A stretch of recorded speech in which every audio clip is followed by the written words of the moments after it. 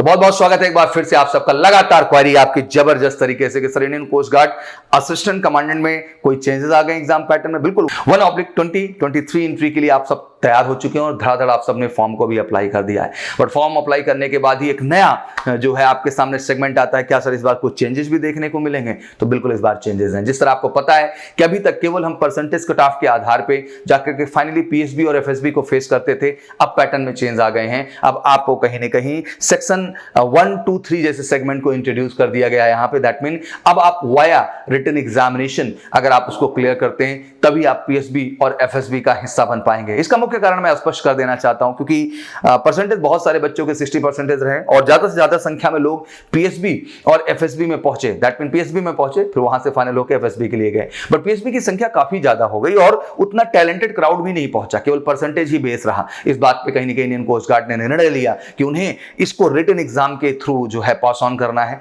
जिससे कि एक ऐसा स्टफ है जो वाकई में पोटेंशियल रखता हो और वाकई में इस एग्जाम को लेकर सीरियस हो। क्योंकि बहुत सारे बच्चे ऐसे थे जो वो सीरियसनेस नहीं दिखाते थे, केवल फॉर्म भरते थे और वहां चले जाते। तो मैं हमेशा इस बात को कह भी रहा था। तो ये चीज करने का उद्देश्य केवल इतना था कि इसके माध्यम से वो सीरियस क्राउड को जो है अब पिक करना चाहते हैं और सीरियस क्राउड के थ्रू बढ़ना चाहते हैं। तो आइए जानते हैं बेसिक डिटेल में चेंजेस क्या आए हैं। कुछ इतना विशेष चेंज नहीं, बस एक रिटन एग्जाम पैटर्न को जोड़ दिया गया है। स्टेज 1 में जो इसमें रखी गई बातें, CGC8 इन्होंने कहा स्टेज 1 वुड बी इंक्लूड जो है conduct of screening test for the eligible applicant will be computer based examination conduct at the various centre all over India.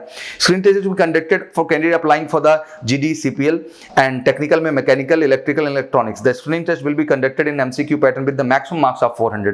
There will be 100 questions and for each question there is a 4 marks and 1 negative marking is also there. That means आपका 1/4 negative marking भी यहाँ पर रहेगा. The duration of the exam will be 2 hours and medium of the test paper will be in English language. The candidate has to take following step depending on the post applied. जिस post के लिए आप apply कर रहे हैं तो मोटा मोटा इसको ऐसे समझ लेते हैं कि 400 नंबर का पेपर है जो GD और CPL है और 400 नंबर के पेपर में क्वेश्चंस की संख्या बांटी गई है, क्या क्या उसमें पूछा जाएगा। और मैकेनिकल और इलेक्ट्रॉनिक्स और इलेक्ट्रिकल के लिए भी इन्होंने कुछ बना रखा है कॉन्सेप्ट। तो आइए इसको डिटेल में समझ लेते हैं क्या है। सेक्शन 1 जो बनाया इन्होंने वो GD CPL के लिए बनाया हुआ है। GD CPL की जब बात करते हैं तो आपके इंग्लिश सब्जेक्ट होंगे, रीजनिंग होगा, जनरल साइंस होगा, जनरल स्टडीज होगा और आपका अर्थमेटिक होगा। तो मोटा मोटा ये सिलेबस है जो आपका पूछा जाएगा। क्वेश्चन कैसे बन रहे हैं, 25 आपके इंग्लिश के हो गए, 25 आपके रीजनिंग एंड न्यूमेरिकल एबिलिटी के हैं, 25 आपके जनरल साइंस और मैथमेटिकल एप्टीट्यूड के और जनरल नॉलेज के भी आपके 25 क्वेश्चन है। टोटल बनते हैं आपके 100 क्वेश्चन।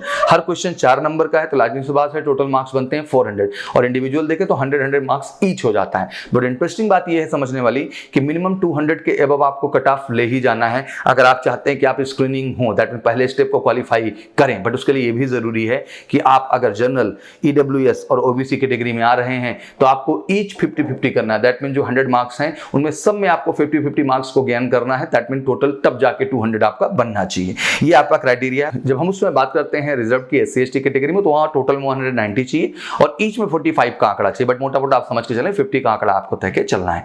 तो ये बेसिकली GD और जो हमारे बच्चे CPL के लिए कमर्शियल पायलट लाइसेंस के आधार पर इस पद के लिए अप्लाई करते हैं। तो आप मोटा मोटा ये समझ सकते हैं कि जिस तरीके से हमारी AFCAT एंट्री है, एयरफोर्स कॉमन एडमिशन टेस्ट, जहां आप पहले रिटन एग्जामिनेशन से गुजरते हैं फिर उसके बाद फाइनली आप अपने SSB और मेडिकल प्रोसीजर में जाते हैं। अब हम Indian coast guard assistant commandant को भी देखेंगे तो सेम प्रक्रिया यहां फॉलो होते हुए हमें दिखाई दे रही है।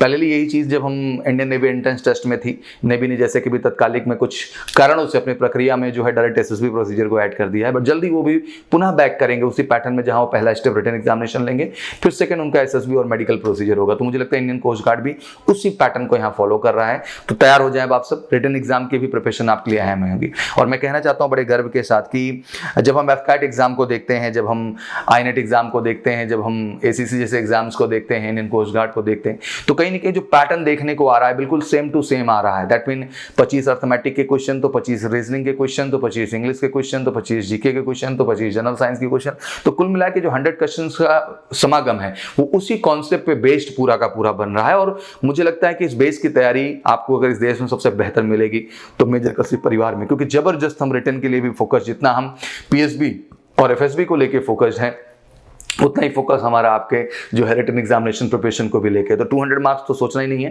ये 300 एबव मार्क्स हम स्कोर करेंगे मिलकर के, और उसी तरह का कंटेंट और उसी तरह की स्ट्रैटेजी के साथ आपको टीचिंग होगी। और दोनों प्लेटफॉर्म पे देंगे हम, ऑनलाइन भी देंगे आपको, ऑफलाइन। ऑनलाइन जुड़ना चाहते हैं वेलकम, ऑनलाइन प्लेटफॉर्म से जुड़ के आप इसकी स्पेशल तैयारी कर सकते हैं, और ऑफलाइन में भी जबरदस्त हम बैचेज इनकी रन करने की कोशिश करेंगे जिससे कि आप सबको एक बेहतर गाइडेंस मिल सके। तो बट अल्टीमेट, क्योंकि मैं जानता हूं समय कम होता है, बैक टू बैक एग्जाम होते हैं और ज्यादातर आप प्रोफेशनल्स हैं क्योंकि इंजीनियरिंग बैकग्राउंड से हैं, तो लाजमी सी बात है आपके लिए ऑनलाइन पैटर्न सबसे बेहतरीन होता है। तो मैं कहूंगा तेजी के साथ पूरे देश के इंडियन कोस्ट गार्ड एस्पिरेंट से समय बिल्कुल वेस्ट ना करें, फटाफट एमकेसी के इस online Indian coast guard assistant commandant के जो है पेपर प्रोसीजर का हिस्सा बन जाएं। सेक्शन 2 में इन्होंने जो रखा हुआ है वो बेसिकली मैकेनिकल एंट्री के लिए है, जिसमें इन्होंने English, reasoning, general science, mathematics, वही same concept general, but 10-10 question रखे गए हैं। दैट मीन टोटल उधर से जो है 40 क्वेश्चन हो जाते हैं और 60 क्वेश्चन इन्होंने मैकेनिकल का रखा हुआ है। दैट मीन अगर हम मार्क्स की बात कर लें तो 160 मार्क्स हमारे हो जाते हैं सब्जेक्ट के, वहां पे देख लें, और 240 मार्क्स जो होते हैं वो पर्टिकुलर मैकेनिकल ब्रांच का जो बच्चा आ रहा है उनके सब्जेक्ट ओरिएंटेड चीजें होती है। टोटल 400 मार्क्स यहाँ भी होता है।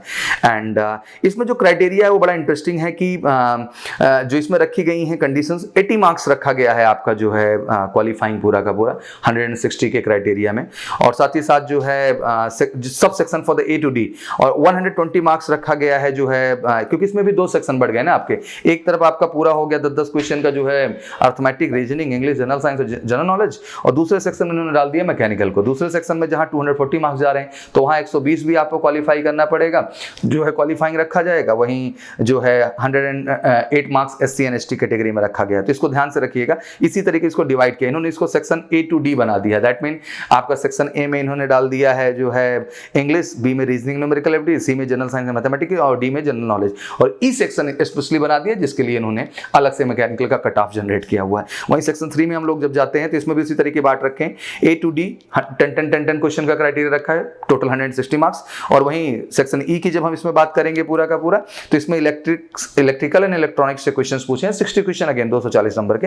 क्राइटेरिया वही है, 80 उसमें जाना है, 72 एससी एसटी के लिए, इसमें 120 जाना है, 108 जो है एससी एसटी के लिए। मोटा मोटा आप कॉन्सेप्ट ये समझ लें कि जो बच्चे मैकेनिकल ब्रांच से आके अप्लाई कर रहे हैं, इलेक्ट्रॉनिक्स या इलेक्ट्रिकल से आके अप्लाई कर रहे हैं, उनको 10-10 question arithmetic, reasoning, English, GK के फेस तो करने ही पड़ेंगे क्योंकि 160 मार्क्स है, और वहां पे भी आपको अपना कट ऑफ मेंटेन करना है, तभी जाकर के आपका कहते हैं सेक्शन ए टू डी आपका चेक हो रहा है, आप क्लियर हो रहे हैं, तभी जाकर के आपका सेक्शन ई क्रॉस चेक किया जाएगा, और दोनों में ही आपको स्कोर अपना मेंटेन करना होगा। और फिर आप जिस सब्जेक्ट से पढ़ के आई हैं स्पेशली उसका भी टेस्ट 60 क्वेश्चंस को देके हो जा रहा है। तो अब रिटन प्रायोरिटी है जिसको बेस्ट लेना होगा। देश के बच्चों को मैं कह देना चाहता हूं, मेजर कल्स is the first organisation in India जो पूरी तरह से तैयार है आपके लिए, आपको जबरदस्त प्रिपरेशन देने के लिए, ऑनलाइन ऑफलाइन दोनों ही मोड में, और सब कुछ मेरिट लिस्ट बेसिस होगा, ये सच है। स्टेज 1 में सीजैट है जिसमें एग्जामिनेशन रिटन है। कहते कभी कभी आपका प्रश्न होता है कि सर मान लीजिए 2 बच्चों के मार्क्स सेम हो जाते हैं, तो इन दिस कंडीशन जो है candidate scoring more marks in the screening test, candidate older age will be higher in merit, ध्यान रखिएगा, थोड़ा एज को भी लिबर्टी मिलेगी। The both above parameter are identical for the more than one candidate, then all the candidate older in age whose date of birth falls on the same day will be shortlisted for the stage 2। तो ध्यान रखिएगा stage 1 के बाद अब stage 2 की प्रक्रिया होगी। तो क्लियर हो गया, स्टेज 1 आपका रिटन एग्जामिनेशन है, स्टेज 2 में आप जो है पीएसबी और एफएसबी से गुजरेंगे, और स्टेज 3 में आप मेडिकल से जाएंगे। तो आप कह सकते हैं टेक्निकली आप कि जो एफकैट में पैटर्न था, जो आईनेट में पैटर्न था, या अन्य जितने भी कमीशन कैटेगरी एग्जाम है जिसमें जो पैटर्न है, अब वही पैटर्न हमें Indian coast guard assistant commandant में भी देखने को मिलेगा। आशा करता हूं कि ज्यादा डाउट एंड कंफ्यूजन नहीं बचे होंगे, बट इसके बावजूद क्वेरीज हैं तो कमेंट बॉक्स में आए, अपनी बातों को रखें। आप स्पष्ट पॉइंट यही है कि अब आपको रिटन एग्जाम को भी तैयारी करना है, जिसमें अगर आप बेसिकली जीडी एंड सीपीएल के लिए हैं तो प्रॉपर से आपको अर्थमेटिक, रीजनिंग, इंग्लिश, साइंस और जीके पे काम करना पड़ेगा, और जबरदस्त हम काम कराएंगे बेहतरीन गाइडेंस के साथ। और अगर आप मैकेनिकल या इलेक्ट्रिकल, इलेक्ट्रॉनिक्स से आ रहे हैं तो ये arithmetic, reasoning, English, GK, science पे तो काम करना ही करना है, बट जिस सब्जेक्ट विशेष से आप आ रहे हैं उसमें भी आपको जबरदस्त काम करना है, और इन सब के लिए मेजिकल सी पूरी तरह से आपके साथ है 1/2023 बैच में आपकी सफलता को 100% सुनिश्चित करने के लिए। तो wish you all good luck. फटाफट फॉर्म आप लोग भर चुके हैं, बस तैयारी में लग जाइए। Thank you so much, wish you all good luck. जय हिंद, जय भारत।